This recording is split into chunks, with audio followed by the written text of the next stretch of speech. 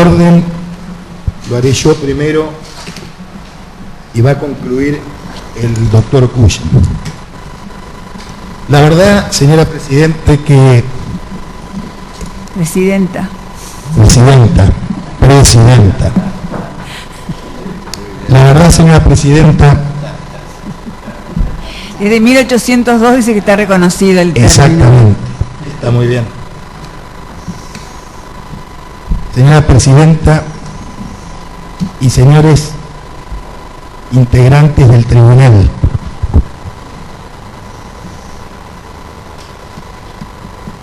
nosotros habíamos pensado que esto iba a ser un alegato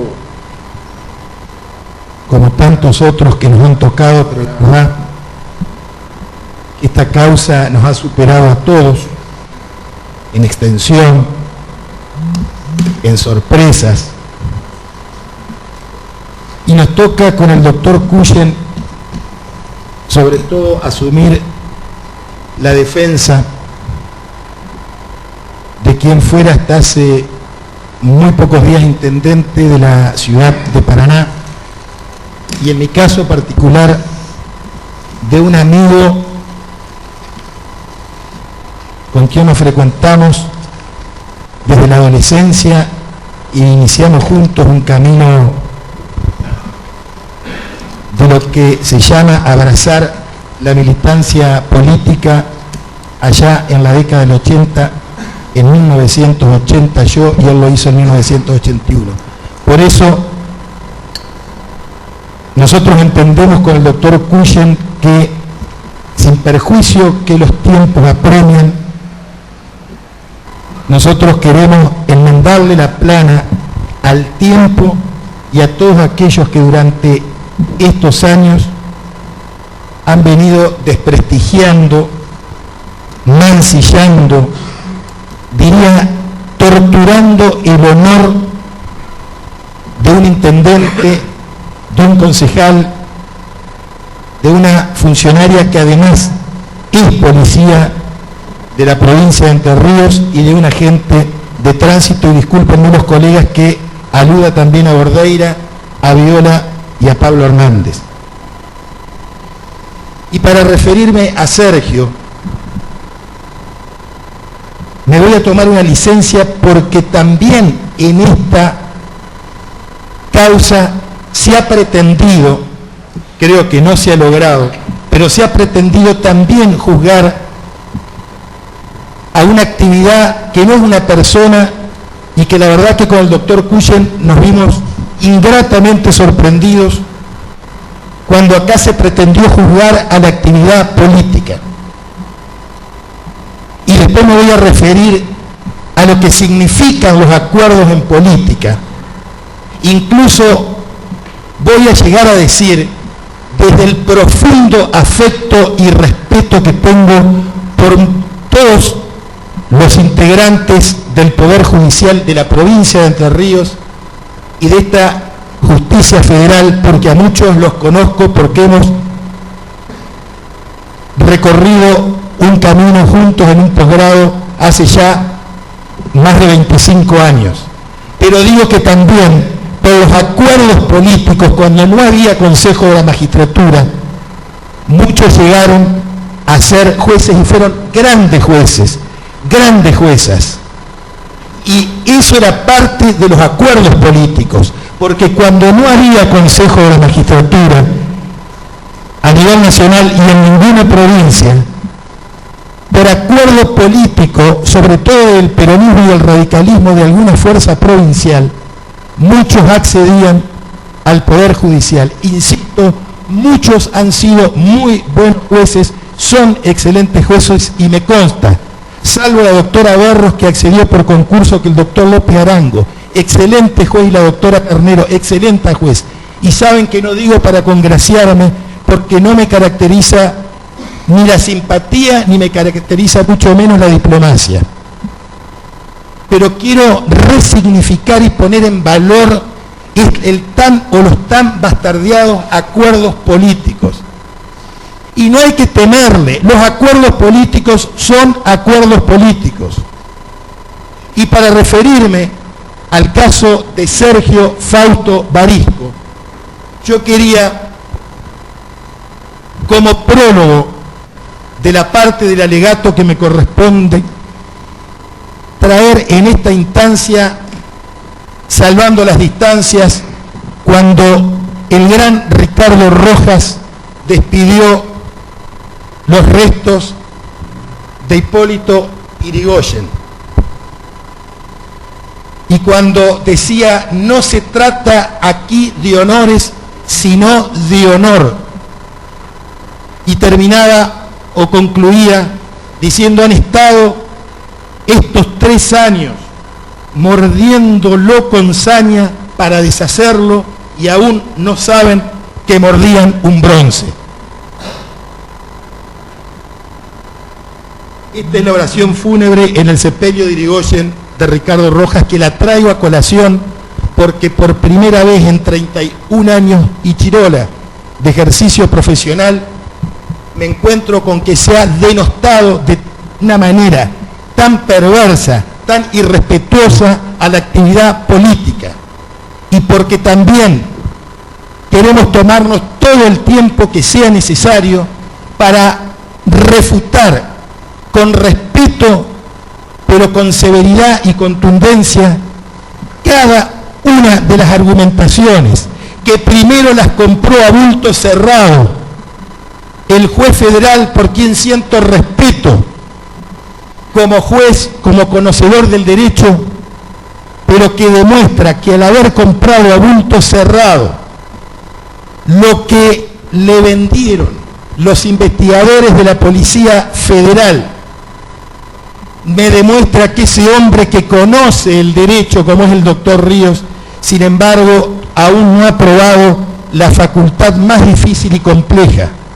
¿Acaso la que en toda una vida no se llega a probar, que es la vida? Que es la vida. ¿Y por qué lo digo con respeto? Porque sé de la entereza del doctor Ríos, sé de su formación y sé de sus valores morales. Sin embargo, no tengo la misma percepción ni el mismo concepto de muchos integrantes de la Policía Federal Argentina, como tampoco tengo el mejor de los conceptos, y vaya si tengo motivos para decir lo que voy a decir cuando me refiera especialmente al capítulo Patricia Bullrich, ex ministra de Seguridad de la Nación, que adelanto nos dijo al doctor Cuyen y a mí, frente al ministro Rogelio Frigerio, en Casa Rosada: muchachos, vamos a hacerla corta. Sergio es la figura importante, que entregue a Bordeira y que entregue a Hernández y todo se acaba. Y por mis hijos que me lo dijo. Y si no, yo no tengo ningún problema que me querelle y yo me voy a bancar una querella, pero eso lo dijo adelante de Eduardo Solari, de Sergio Barisco, del doctor Cuyen, de quien les habla, del viceministro del Interior y de Rogelio Frigerio, que era ministro del Interior. Y también de su segundo, que era el licenciado Gerardo Milman. Y la respuesta de Sergio fue contundente, categórica. La respuesta de un caballero, de un tipo con honor.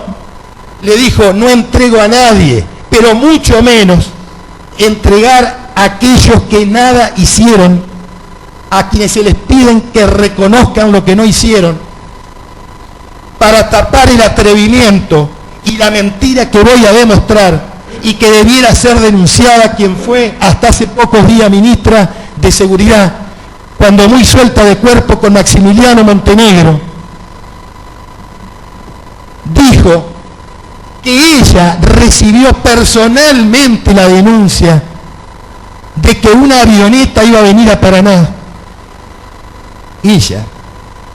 Y ella luego le pide a sus subordinados que investiguen, y ella después se sorprende cuando, y lo dice, y esto está dicho y lo voy a dejar ofrecido como prueba, que nunca se hubiera imaginado que alrededor de la avioneta, no de la causa de la avioneta, hubiera tantos empleados municipales y vehículos municipales. Mentirosa. No hubo un solo empleado municipal y no hubo un solo vehículo del municipio. Mentira. Esa mentira nace y se alimenta a partir de que era muy probable que Sergio Barisco fuera el candidato a gobernador para competir con el contador Bordet en el año 2019. Porque uno no vive solo de abogado y uno no vive como abogado. Uno va a los clubes, uno tiene una vida social, uno le gusta, en mi caso, la militancia política, y uno conoce largamente cómo son estas cuestiones. Pero claro, un día me llama Patricia Bullrich y me recrimina y bueno, que como Sergio no entregaba a nadie, y bueno, la cosa iba a ser como terminó siendo. Y no es que nosotros, por una cuestión efectista, como dijo algún pánfilo con poquísimo y nada de coturno intelectual, que se dice periodista pero que es un animador radial, que habíamos usado con el doctor Cuyen esto del falso abogado de D'Alessio para sumarle más desprestigio y a río revuelto sacarle alguna ganancia en lo que tiene que ver con la posición procesal de Barisco. Mentira. Cuando nosotros tomamos conocimiento de que D'Alessio había venido a Paraná precisamente a principios del 2019, donde a lo que dé lugar y sin trepidar en ningún método, es decir, actuando con absoluto despojo de principios, de escrúpulos, fue cuando se lo empieza a destruir políticamente, porque Sergio Barisco tenía serias posibilidades al principio de 2019 de ser candidato a gobernador de la provincia de Entre Ríos. Y D'Alessio, el falso abogado D'Alessio, ese topo de la cloaca, como llama Tato Yan, que son los servicios en Argentina y que felizmente, aplaudo la medida del presidente Fernández, los ha intervenido. Ese señor vino los primeros días y eso está demostrado. Eso lo contesta el doctor Ramos Padilla cuando nos envía la grabación que pedimos. Porque díganme si no, me pregunto y les pregunto, ¿qué sentido tiene que viniera D'Alessio a Paraná y voy a hacer una operación de drogas y me vuelvo? ¿Qué operación hubo o qué causa con el volumen de espectacularidad que ha trascendido la prensa entrerriana y se ha extendido por todos los canales? Clarín le ha dedicado ríos de tinta, Nación, Perfil, los programas más escuchados, sobre todo el grupo Clarín le ha dedicado las horas pico de los periodistas, digamos que más miden el rating a la causa Barisco. Después me voy a referir brevemente al señor Rolando Barbano. Pero, ¿qué otra causa que no sea la causa Barisco podría motivar que el señor D'Alessio viniera a la ciudad de Paraná? Y bueno, con el doctor Cuyen dijimos, bueno, esta es la última oportunidad. Entonces, como es la última oportunidad, vamos a desmenuzar casi en una suerte de posición que no nos gusta, pero que tenemos que hacer porque en definitiva estamos defendiendo.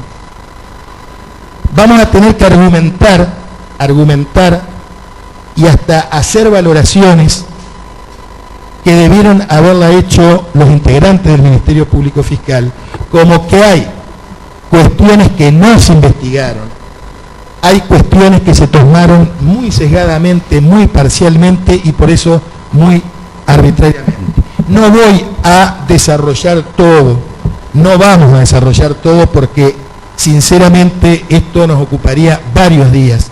Y lo digo sin petulancia, pero cualquiera que estuviera en nuestro lugar, cualquiera, le demandaría varias horas, de varios días, poder desarmar, poder poner en valor y poner a la vista de todo las contradicciones, las arbitrariedades, las parcialidades, los caprichos investigativos y sobre todo lo que lamento mucho, y me convencí en esta audiencia, es que lo que yo creía que era un cuerpo de élite, que es la mítica división lavados de activos de la Policía Federal, es la Armada Brancaleone, que los que les gusta el neorrealismo, el cine y el neorrealismo italiano sabrán lo que quiero decir con la Armada Brancaleone. Un desastre,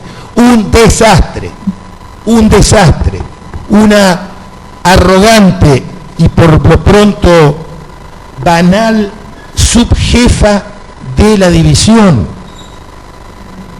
diciendo que ella no había visto nunca y que sin embargo ella había intervenido en mega causas como Escanca, etcétera, etcétera. Pobre país, pobre el país, y las investigaciones de la criminalidad compleja tienen a la contadora Julita como cabeza. Lo digo con absoluto respeto y con la carga de ironía que me habilita a ser abogado defensor. Pobre país. Que no sepa una contadora pública, egresada de la Universidad de Buenos Aires, que hay un concepto que tiene que ver con lo neto y otro que tiene que ver con lo bruto. Cuando dicen como si el intendente Sergio Barisco y sus funcionarios emiten a través de la Contaduría General una orden de pago de 300 y tantos millones de pesos, después nosotros corroboramos que en las cuentas sueldo de los miles de empleados municipales la suma da 250, 270. No hace falta ser contador. Hay una parte que es el neto, el salario de bolsillo, que efectivamente va a las cuentas sueldo de los empleados municipales, y la otra parte tiene que ver con lo que se llaman cuentas de tercero, lo que va a la ley 4035, lo que va al IOSPER, a las cuotas alimentarias, a los créditos de las mutuales, a los préstamos o créditos que otorgan los bancos, etcétera, etcétera, etcétera. Se ha puesto en tela de juicio, y yo entiendo el dolor, la molestia, la bronca de la contadora Politi, a quien le hicieron decir los integrantes del Ministerio Público Fiscal lo que no dijo. Le conté, no por ser correveidile, pero le digo: contadora, usted dijo en el alegato, por favor, al contrario, yo hasta ponía cara, me dice, de circunstancia, y decía, eso no puede ser. Si dijeron eso los contadores de la División Lavado de Activos de la Policía Federal de Argentina, está mal, está muy mal.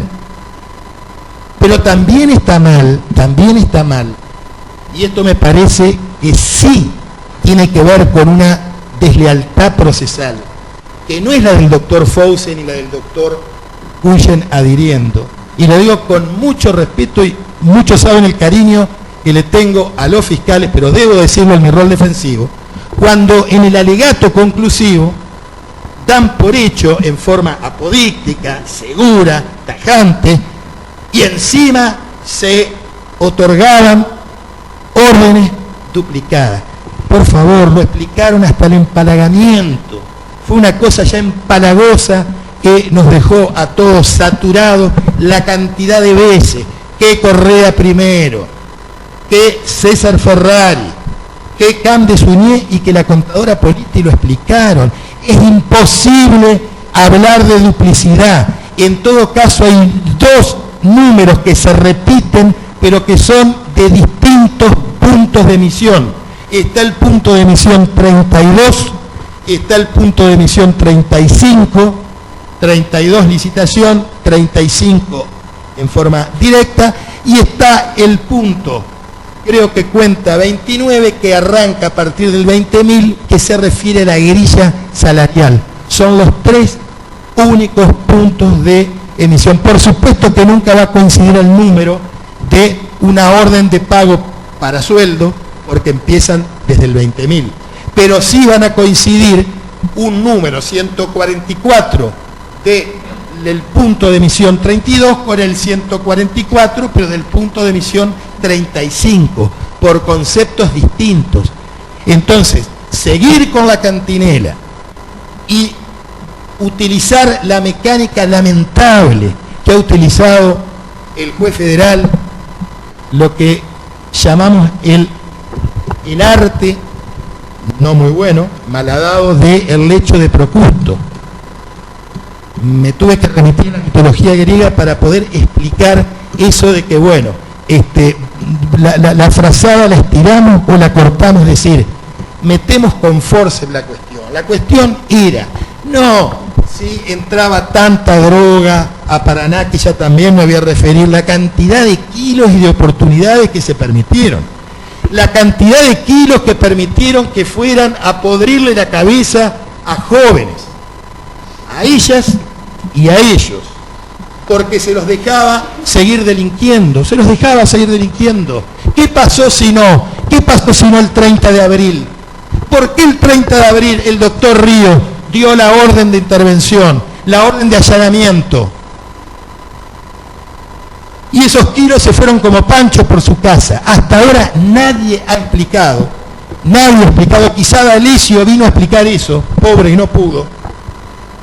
¿Dónde están los 9 kilos o los 8 kilos y medio? Porque según Luciana Lemos, la arrepentida creíble que ha llevado el señorío de la verdad revelada en esta causa, ella misma dice 12 kilos, y como primero fueron a lo de Cholo, pero por favor, eso fue el 2 de mayo, y la policía estaba colocada en el lugar, avisada, haciendo guardias y con escucha en tiempo real desde antes del 30, desde antes. Como venían desde antes del 30, el doctor Ríos, con buen tino, con buen criterio, le dijo, a partir de ahora ya pueden interceptar y llevar adelante el procedimiento. La droga del 30 no se sabe dónde está. De los 12 kilos hay 8 y medio, vamos a ser generosos, 8 y medio, 9, que no se saben dónde están. Pero como no vieron a nadie llegar a la casa de Cholo Celis, que según el intérprete Frías, es el exégeta de la investigación criminal, dice, llegaban a lo de Celis porque es cierto que de las escuchas surge que primero iban directamente a lo del Choloso, lo transmite Luciana Lemos, donde le dice directamente vayan a lo del Cholo, que calculo que llegan después de las 2:30 a lo del Cholo Celis. ¿Y qué pasó? ¿Qué encontraron lo del Cholo Celis? Un recibo del colega, ahora devenido fiscal, Argüello de la Vega, por 50.000 pesos. Recibo común, ni siquiera es un recibo de ley. Y encontraron algo más, pero no encontraron ni droga, ni dinero. Parece ser que a lo de Cholo habrían llegado 12 kilos y a lo de Luciana llevaron 3 porque había que hacer una entrega inmediata a esos 2 chicos de la moto que tanto se anunciaban. Bueno, se perdieron 8 kilos. Sí, yo también quería decir algunas cosas, porque en esta suerte de invitación a que hagamos análisis conglobante, bueno, vamos a hacer un análisis conglobante porque para mí no hay causa 1 y 2, es toda la única.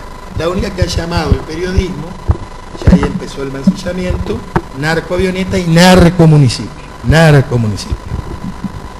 A mí me gustaría saber qué sentirían estando en los pies ustedes si fueran intendente o funcionario que forman parte de una narcomunicipalidad o de un narcomunicipio. Ya después voy a hablar de la irresponsabilidad judicial y de la irresponsabilidad mayúscula de los investigadores, con una especial mención a Mendoza y al exégeta Frías. Bueno, por ejemplo, compañeros míos, yo fui al liceo militar, algunos son ya generales del ejército, me dicen, pero ¿es posible que en un campo con berbecho, que me desmientan los hermanos Vivaudo si la zona no era zona de berbecho? Significa que es una zona que no tiene monte y que si lo tiene muy poquito, en un campo además de poca dimensión, todo un operativo de una cantidad de avesados policías federales, recibiendo órdenes directas, me imagino, de la que tenía la noticia, que era Patricia Bullrich. Helicóptero, salió en todas las crónicas de época lo del helicóptero, y aún con helicóptero y todo, me dicen, este es un resultado funesto, a plazo, -10 para la brigada. ¿Por qué? Me dice, porque hay porcentajes. Si a vos se te escapa el 20%, no es efectivo. Si se te escapa el 30%, no es efectivo. ¿Y sabés cuántos se escaparon acá? Yo no me había percatado de eso. Se escaparon de los 8, 4, ¿eh? Porque había 8. Les voy a contar quiénes eran. Los dos hermanos Vivaudo, 2. El señor de doble nacionalidad, el señor José Severo Caballero, digo de doble nacionalidad, porque él tiene un quit de un documento extranjero, y un documento extranjero ahí, en el documento extranjero es Caballero Vega, y en Argentina es José Marcial Caballero. Este señor 3, el señor Céparo, 4, los dos pilotos brasileros, un tal ruso que se ve que como lo importante era vincular todo a Barisco, se olvidaron del ruso y se olvidaron de Gamarra. ¿Y saben de qué se olvidó el juez federal? Pero más que el juez federal, los avisados oficiales y suboficiales de la Policía Federal Argentina, altamente entrenados, según Patricia Bullrich, de pedirle a la Dirección de Aviación Civil de la hermana República de Paraguay los protocolos. Yo me tomé el trabajo y después se lo voy a dejar al tribunal. Están todas las pistas que estaban habilitadas ese día, era una cantidad. Y están, por supuesto, la de ese pueblo que era Otoño, ya me voy a acordar, Oroño o algo así, el nombre del pueblo de Paraguay en la provincia de Itapuá. Había 4 o 5 pistas. Le hubieran pedido el plan de vuelo, de dónde salió y la tripulación. Porque, a ver, cualquiera puede manejar un auto, pero no cualquiera maneja un avión. No cualquiera maneja un avión. No, nunca pidieron, jamás pidieron el rol de vuelo o el plan de vuelo. No pidieron absolutamente nada. Qué raro, me contaban los Vivaudo, y hay una crónica que lo refleja, yo creía que era un acto de comicidad. Dice, se iban los 4, en realidad 5, porque Caballero intentó también irse junto a los dos brasileros, al ruso y a Gamarra, pero me parece que el señor sufre de asma, bueno, y eso le impidió evadirse y fue apresado finalmente. Pero dicen que tiraban para la izquierda cuando los otros huían para la derecha, una cosa de loco, con helicóptero y con personal que hacía días u horas estaba apostado esperando a la avioneta. Nadie averiguó, genera suspicacia. Me tomé el trabajo de mi compañero jefe de esta brigada, que conoce mucho de aviones, mucho más que los policías federales, seguramente. Ese Cessna que llegó, ese Cessna paraguayo que llegó, tenía más o menos una carga que se llama teórica de 700 y pico de kilos. Eso lo aprendí, la verdad que todo lo que estoy diciendo es nuevo, yo lo sé, lo supe ahora. Se le resta el peso de los pilotos, más o menos se calcula 80 por piloto.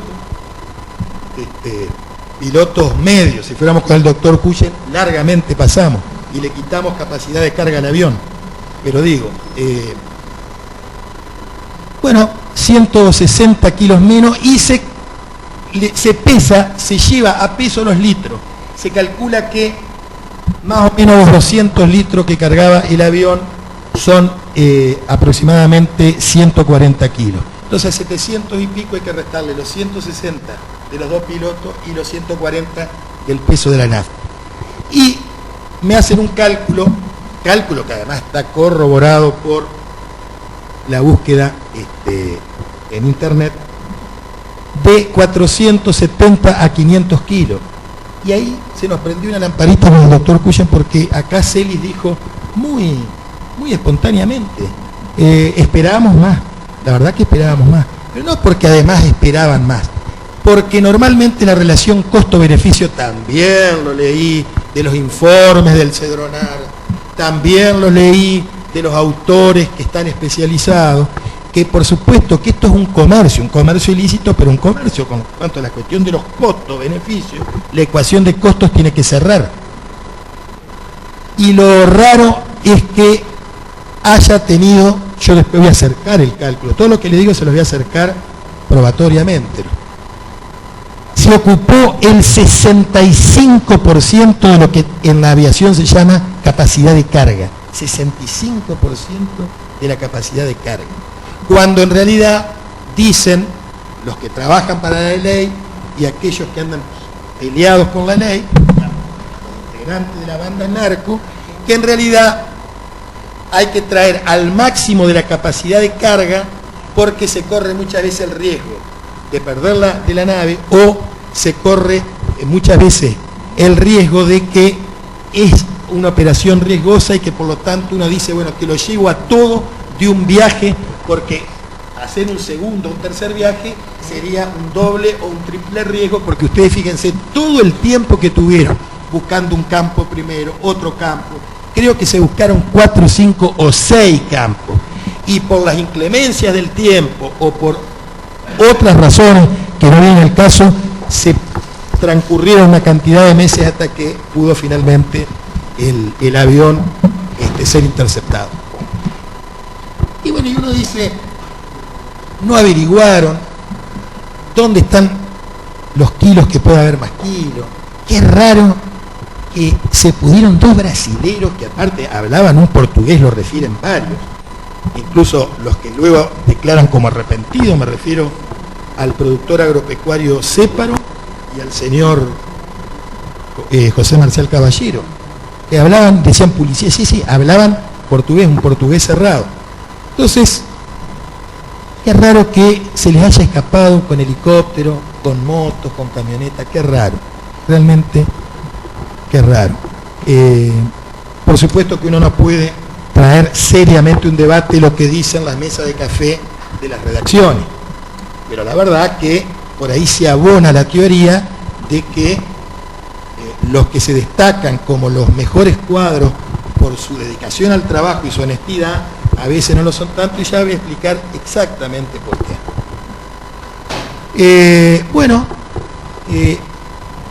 Decíamos con el doctor Cuyen, pero qué cosa extraña, ¿no? Acá se hizo un seguimiento de inteligencia muy prolijo, muy perseverante, y bueno, lo que era una posibilidad, una hipótesis remota, conjetural, que a partir de que se pida a amigos, conocidos, colegas, terrenos, campos, ya el policía federal, el gendarme, está con su cabeza programada para decir, ¿para qué un campo? Bueno, eso puede ser una pista de aterrizaje. Bueno, esa premisa, eso que fue casi una abducción, que después se probó, y lo que era una posibilidad, señores jueces del TOF, señora presidenta, se probó, la avioneta llegó. Yo no estoy hablando de las responsabilidades que le ocupa a cada vez. Estoy diciendo que ante la posibilidad de que una avioneta llegara con droga, llegó con droga a un campo determinado. Punto. Otra cosa, se siguió investigando, empezamos la parte segunda, el capítulo segundo, y llegamos a El otro tema que se empezó también, para mi gusto, no soy policía, soy abogado, soy una persona que me muevo dentro del ámbito que investiga o defiende la criminalidad, y me parece que se lo dejó mucho tiempo. Yo después les voy a decir fecha y hora exacta. Hasta ese trabajo nos tomamos, con algunas ayudas también de gente que colabora, y esto está por supuesto en material de la escucha, los 7 envíos, los únicos 7 envíos cuando se produce la reconversión del negocio de la marihuana al negocio de la cocaína. 7 que les adelanto el lapso. El tiempo va del 20 de marzo de 2018, 20 de marzo de 2018 al 2 de mayo de 2018. Creo que son 42 o 44 días. Pongámosle con generosidad numérica 1 mes y medio. Eso es todo lo que se recibe. Porque si se recibió otra cosa, no se escuchó justo ese día, hubo desperfecto como hemos tenido acá para hacer las transmisiones también en los aparatos de escucha, o lo que yo creo no hubo. Por eso fueron esas 7. Las 7 que están detectadas con el sistema de escucha son las 7 veces que fueron a la Luciana Lemos a llevarla. Es cierto lo que por ahí se dijo, lo dijo el doctor Castelli, y yo lo abono. El señor Wilber Figueroa Lago, disculpe que me meta con su, pero era un certificador. El certificador tiene otra cuestión que no es el que hace, el que cobra el negocio. Pero viene en algunas oportunidades el señor Wilber Figueroa Lago, que se queda seguramente hasta que se salde una deuda que, según lo que surge de la escucha, tenían, y a la que me voy a referir. Según Lemos, le roban 15 kilos y es el mismo día que le dan la puñalada a Tavi estando en la cárcel ya por la causa de Diamante. Un señor de Santa Fe, al que no se lo investigó nunca, ni siquiera se atinó dedicarle 3 minutos para investigarlo. La única que habla de robo de 15 kilos, que le robaron 15 kilos en Santa Fe a una mula que es Joa, que le dicen la gorda, y que no es Griselda Bordeira, porque parece, lo digo porque tengo confianza, me lo dice Griselda, parece que la única gorda de Paraná soy yo. Yo el otro día me puse a ver, hay como 4 o 5 personas que están vinculadas a esta causa que le dicen el gordo. Entonces, es Joa la que dice que le roban 15 kilos. Lo raro es que, a ver, si a Tavi se le hubieran faltado 15 kilos, me imagino el escándalo que hubiese hecho. Me imagino. Porque 15 kilos a 130, 140 es una ponchada de dinero, como dicen en el campo. No, la única que habla de que le robaron 15 kilos, la única persona es Luciana Lemos. Bueno, se llega al 2 de mayo y la hipótesis se comprueba. Entonces tenemos 2 hipótesis. Se comprueba perfectamente lo de la avioneta, el hecho facto, o sea, la factualidad, avioneta, droga, campo. La otra, el otro escenario, droga que llegaba de Buenos Aires y que ese día se interceptó. No los 12 que esperaban los federales, los 12 que esperaba Luciana, sino 3 y piquito, en realidad 3 y un poquito que ella tenía, no me quedó muy claro de qué lo tenía, pero lo tenía. Ahora, sin embargo, lo que no tiene esa contundencia, lo que no se logró, y vaya, se hicieron esfuerzos. Yo recuerdo cuando un día estábamos con el doctor Cuyen, y porque uno además tiene una vida social, y a los jueces se los respeta, pero uno también dialoga, buenos días, buenas tardes, le digo, che, pero a Floc, nos dice Leandro Río, pero lleno de municipales el tema de la avioneta. No, en ese momento no había ningún municipal. Después empezaron, pero de 22, 23 son 5 los municipales. Pero no 5 que arrancaron con Barisco. Eso también después lo vamos a aclarar. Porque parece que todo el municipal arrancó con Barisco. Yo un día le digo a Cuyen, temo que del diluvio universal, de las 7 plagas de Egipto y hasta ahora el moderno calentamiento global, lo ocupen a Sergio Barisco. Porque todo era Barisco. Barisco hablaba de planta, droga, planes, droga. Ella hablaba de zapato, zapatilla, que aparte no era solo zapato, zapatilla. Había 35 artículos y no sé si no me quedo corto. Hilo, billutería, por supuesto, no eran zapatos Ricky Sarcani, desde ya, porque por ahí también se dudaba. En algún momento, la verdad, a mí me molestó una pregunta, ¿cómo y alguien va a comprar zapatos estiletos de 20 años? Y sí, hay gente que no tiene para comer, y entre que un gurí ande descalzo y que un padre compre por 300, 400 pesos 4 o 5 pares, pero bienvenidos sean los 4 o 5 pares. Es una cuestión de humanidad, que esa era otra cuestión que se hacía despreciando la actividad política. Bueno, lo cierto es que lo de Barisco, lo que llamamos nosotros el tronco o el vector político, nunca se demostró. A ver, y ahí está lo del derecho de procusto, esta práctica que es perversa.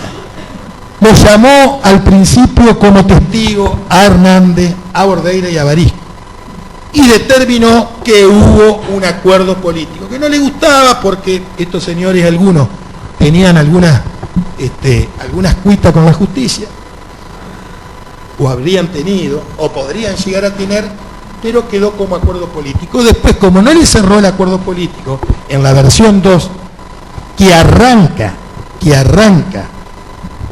a partir del 2017, es como que se cierra con la narcoavioneta, pero la narcoavioneta es como que da paulo para que se investigue algo que ya no va a ser el acuerdo político, sino un acuerdo político, y ahora los puntos suspensivos desaparecen y se llenan, para financiar una actividad narcocriminal. Es decir, que los integrantes, conforme al tipo que se le endilgó, después lo va a explicar mucho mejor que yo el doctor Cuyen, el artículo 7 a Barisco, concretamente nuestro defendido, es tener la intención deliberada de financiar, de apalancar, dar los fondos necesarios como para que funcione el negocio. Por ahí, la verdad que ha sido un sinuoso y escarpado camino en este proceso, porque vemos que lo procesan por una cosa, después remiten a juicio por otra, y estamos acá, y se vuelve la cantinela de la adquisición. Se vuelve a la cantinela de la adquisición, que por supuesto la descartamos porque Barisco acá no llega, digamos, imputado o no llega prevenido por la adquisición. Y bueno, y esto sigue, y esto sigue, y esto sigue, y ahí sí se pone todo el empeño. Ya no interesa la cantidad, ni los días, y andan decenas de nombres y apellidos, hasta con teléfonos, con direcciones precisas, que no se los investigó. Parecía como que el objetivo investigativo empezaba y moría con Barisco. Y cuando digo Barisco, digo con Hernández, digo con Bordeira y con Viola. Barisco reconoció siempre, en general, los acuerdos políticos, y que con el movimiento vecinalista del oeste, no con Celis, el movimiento vecinalista del oeste, quizás cuyo responsable o cuyo, digamos, referente máximo era Celis, hace un acuerdo con Cambiemos. Barisco no es todo Cambiemos. Cambiemos es Mauricio Macri, Cambiemos es Gabriela Michetti, en ese momento la fórmula. Cambiemos era Alfredo De Angeli, Juan Carlos Lucio Godoy. Cambiemos, estoy nombrando gente amiga que bajo ningún punto de vista, y cuando nombre otros que no son tan amigos, bajo ningún punto de vista yo voy a caer en la bajeza y en la canallada de querer insinuar que por qué no están acá sentados también, como que ellos fueran lo mismo que, o por lo mismo que se los acusa Bordeira, Barisco, Viola y Hernández. Bajo ningún punto de vista, porque eso me parece canalla y me parece que le hacemos flaco favor a las instituciones y a la democracia. Pero digo, el señor Barisco hace un acuerdo con un movimiento, se benefician los concejales que provienen del PRO, la propia viceintendente, participan, como dijo Hernández, con lenguaje de barrio. Los que nos criticaron, sobre todo por el que no, le comieron las empanadas, los chorizos y le tomaron la cerveza.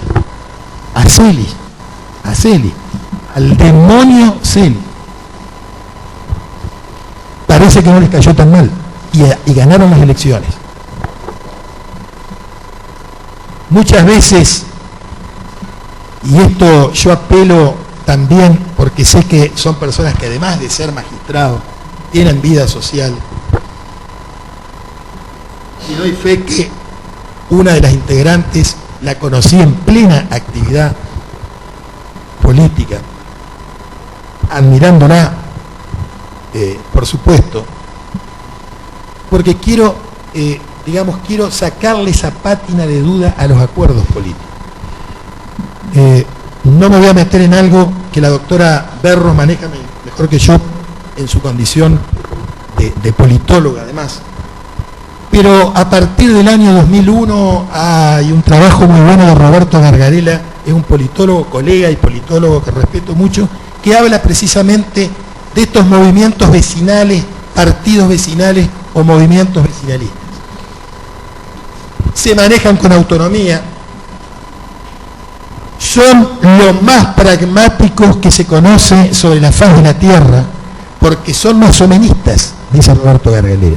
Más o menos, sí, son más o menos peronistas, más o menos radicales, más o menos socialistas, más o menos de todo, porque como su función, su objetivo es llevar la obra concreta, diría que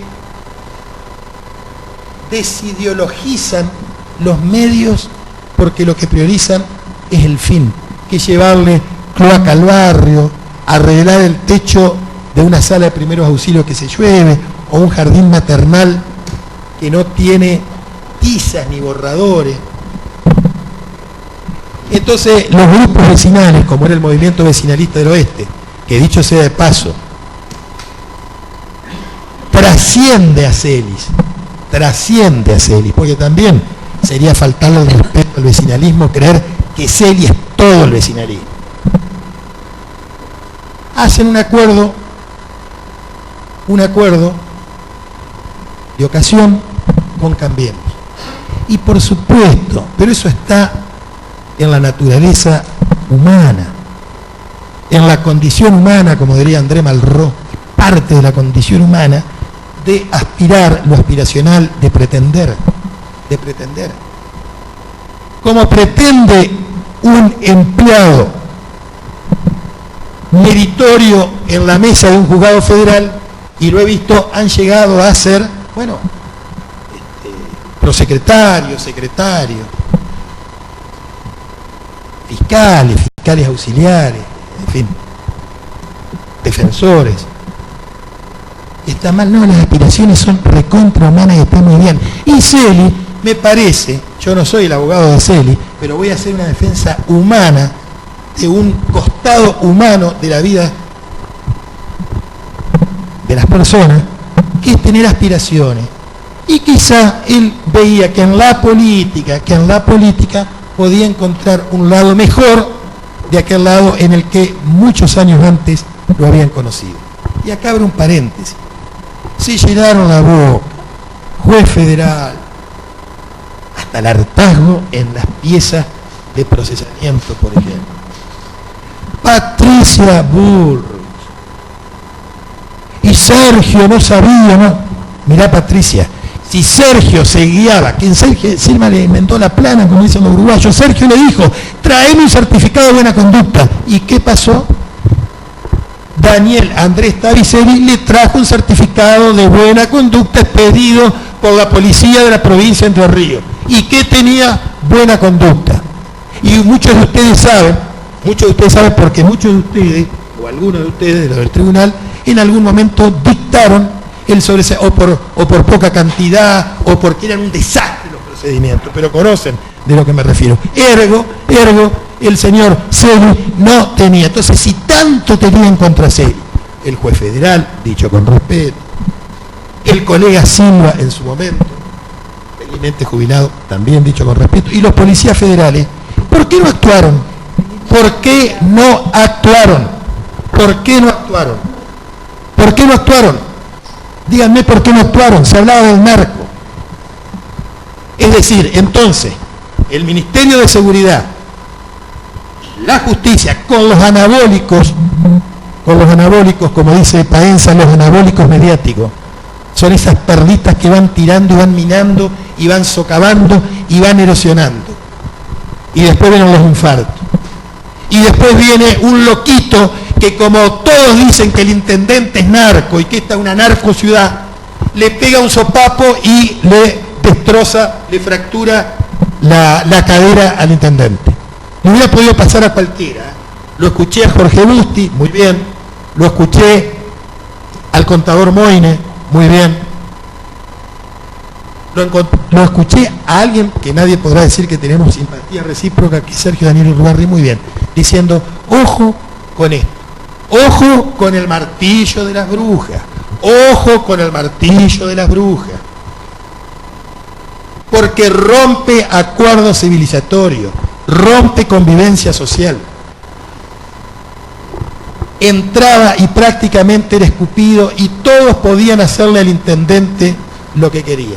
Y el intendente obcecado, el intendente que no escucha las razones de los amigos, lo tuvimos que convencer con la cadera fracturada, que le aceptase a Rosario Romero, con quien personalmente me comuniqué, para que Rosario Romero le ponga un policía, ni siquiera él, sino en la casa de su madre, que era a donde había acontecido este evento lamentable. Y lo traigo a colación, si bien es extra causa, porque tiene que ver con la causa. Porque se han cegado. Yo ahora voy a empezar a puntualizar y les voy a demostrar todas las equivocaciones que tienen para que tomen conciencia el daño, el terrible daño que han hecho unos y otros en una cantidad de personas. Porque no lo acusan de que firmó un cheque sin fondo o que hizo una pillería política. Lo acusan de narcocriminalidad, es decir, que todas las madres y padres, abuelas y abuelos de adolescentes deben estar diciendo: este intendente narcocriminal es el que envenena, el que le parte el cerebro, le seca el cerebro a los chicos, porque instaló un Estado dentro de un Estado, es decir, una pequeña Sinaloa en la pacífica y cordial Paraná. Perdónenme que los diga, no lo digo con ironía, lo digo con dolor más allá de mi esfuerzo defensivo y de mi responsabilidad defensiva. Entonces, por ejemplo, hay cantidades de nombres.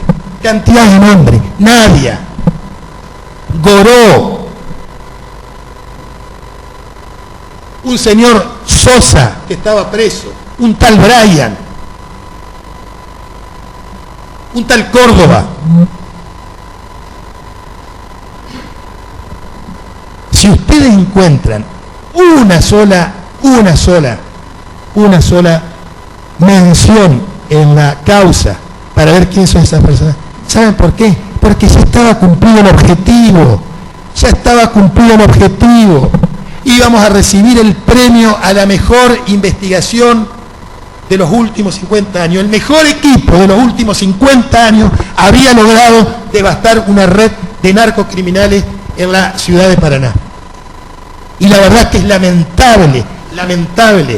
lamentable que, por ejemplo, el avesado Mendoza diga que él vio 3 que iban huyendo, 5 iban huyendo, señor Mendoza, 5. Iba el ruso, repito, los 2 pilotos brasileros, el señor Gamarra paraguayo y el señor Caballero. No 3, 5. Otro, pobre Fría, será un buen exégeta de escucha, pero tiene poca vista como policía. Y dice 1, pero después lo agarraron. 1 es Caballero, le erró en 4. Otros no vieron a ninguno, uno vino acá y dijo, vi un bulto, 2 bultos que se fueron. Bultos.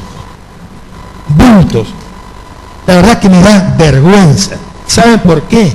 Porque detrás de esos desaguisados, detrás de esa improvisación, de esa arbitrariedad, hay gente que hace años, 2 años y 9 meses que está presa y han transcurrido hechos inolvidables de la vida que no lo pudieron vivir. Por eso también nos enojamos y tenemos derecho a enojar. Por ejemplo, le voy a dar 20 ejemplos, 20, tenía mucho más. Por ejemplo, ¿qué pasó con la droga que llegó el 30? ¿Qué pasó? ¿No la vieron? ¿No quisieron verla? Yo creo que el tribunal va a tener que tomar nota y en algún parrafito de una sentencia, me imagino va a superar las 100 hojas, va a tener que dedicarle a algo que las fuerzas no pueden hacer más. Permitir que el delito crezca, siga una línea increyendo para agarrarlos en el momento culmine. Insisto, señora presidenta, se fueron, se perdieron, porque no supieron, no quisieron o no pudieron una cantidad de kilos y una cantidad de datos. ¿Cómo no se le ocurrió al juez federal o al fiscal federal Silva o a los avisados investigadores de la Policía Federal llamar a las empresas, que no son tantas, que hacen el corredor Paraná-Buenos Aires, Paraná-Retiro, y preguntarle que le envíen por oficio la nómina de personas que viajaron entre tal y tal fecha? ¿Cuántas veces hubiera salido Wilber? Pero no solo Wilber. Y son pero tan desprolijos. Porque, a ver, yo dediqué parte de este año que pasó a esta causa, la conozco de memoria. Son tan caraduras, que hablan, Mendoza habla de las 2 mulas, de las 2 mujeres mulas. En todo caso vino una, porque el que venía siempre es Wilber, y Wilber no es una, Wilber es Wilber.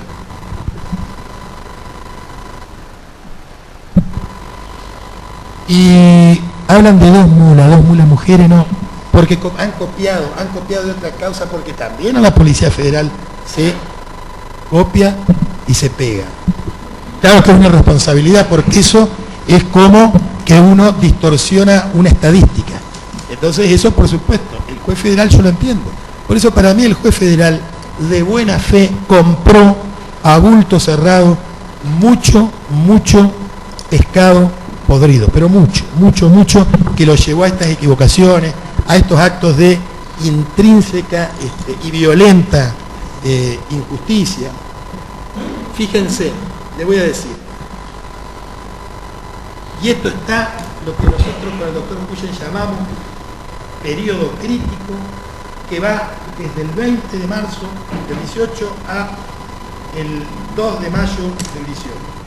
Primer envío, 20 de marzo del 2018. Segundo envío, 31 de marzo del 2018. En el medio, el día 22, por impresentable, la señorita Shoa, una gorda, que era una bordaira, la devuelven por impresentable. Miren, la verdad que esto es para el Guinness de la narcocriminalidad. Que devuelvan una mula por impresentable.